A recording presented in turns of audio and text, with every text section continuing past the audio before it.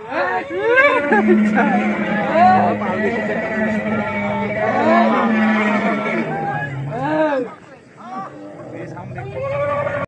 Everyone, আপোনালোকক সকলোকে স্বাগতম জনাইছোঁ অন্য এটা ভিডিঅ'লৈ।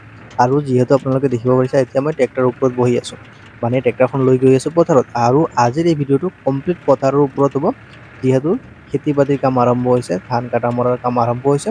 আৰু ট্ৰেক্টৰখন মই লৈ গৈ আছোঁ পথাৰত ধান আনিবৰ কাৰণে। আৰু আপোনালোকে যিহেতু জানে, যেতিয়া খেতি পথাৰৰ কাম আৰম্ভ হয়, সকলোৱে বহুত ব্যস্ত থাকে।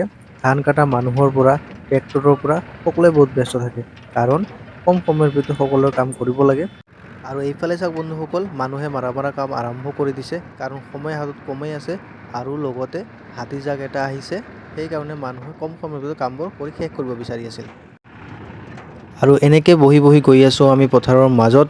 আৰু সময় হাতত যিহেতু কম, বেলিটো ডুবু হৈছে। আৰু বন্ধুসকল, মই আমাৰ পথাৰখন আপোনালোকক দেখাওঁ। আৰু এইখনেই হৈছে গোৱালপাৰাৰ বিগেষ্ট পথাৰ। এইটো ছাইডৰ পৰা এইটো ছাইডলৈ চাওক কিমান ডাঙৰ। আৰু এই পথাৰখনৰ নাম হৈছে ভাতাৰমাৰি পথাৰ। তো এনেকৈ আমি আগলৈ গৈ থাকোঁ বলক। আৰু এইটো ছাইড পাৰ হোৱাৰ পিছত আমি আমাৰ মাটি পামেই। তো এনেকৈ আমি গৈ আছোঁ। আৰু যিহেতু ৰাস্তাটো বহুতেই ডেঞ্জাৰ হৈ পৰি আছে লাহে লাহে, সেইকাৰণে মই অলপ আগত আহি বহিলোঁ। আৰু আপোনালোকক আগৰ পৰা কিছু ভিউ দেখাবলৈ চেষ্টা কৰিলোঁ। তো বন্ধুসকল, আপোনালোকক যদি মোৰ ভিডিঅ'বোৰ ভাল লাগে, তেনেহ'লে লাইক, কমেণ্ট আৰু শ্বেয়াৰ এটা কৰি দিব, আৰু চেনেলটো ছাবস্ক্ৰাইব কৰি ৰাখিব। তো বন্ধুসকল, বলক আমি এতিয়া আমাৰ ডাইৰেক্ট পথাৰত যাওঁ।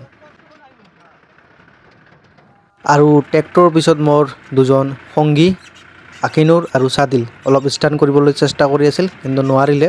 আৰু যিহেতু ৰাস্তাবোৰ বহুতে বেয়া হৈ আছে, সিহঁতে অলপ ভয় কৰি ভিডিঅ'ৰ কাৰণে, একচুৱেলি মোৰ ভিডিঅ'ত কিবা এটা ইণ্টাৰেষ্টিং কৰাৰ কাৰণে অলপ চেষ্টা কৰিলে, কিন্তু নোৱাৰিলে।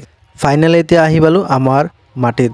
আৰু এতিয়া আমি ধান লোড কৰিম। চাওক বেলিটো ডুবু হয়, অলপ পিছতে সন্ধিয়া হ'ব। তো বন্ধুসকল, ভিডিঅ'টোত বান্ধি থাকক।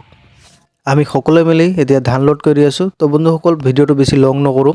আমাৰ যিহেতু ইমান শ্বৰ্ট নাই, যিহেতু আমি ধান লোড কৰিছোঁ, ভিডিঅ' কৰা নাই। তো অলপ আপোনালোকক ধান লোড কৰা ভিডিঅ' দেখাওঁ। তো তাৰপিছত আমি ভিডিঅ'টো শেষ কৰিম। তো বন্ধুসকল, ভিডিঅ'টো চোৱাৰ কাৰণে সকলোকে ধন্যবাদ।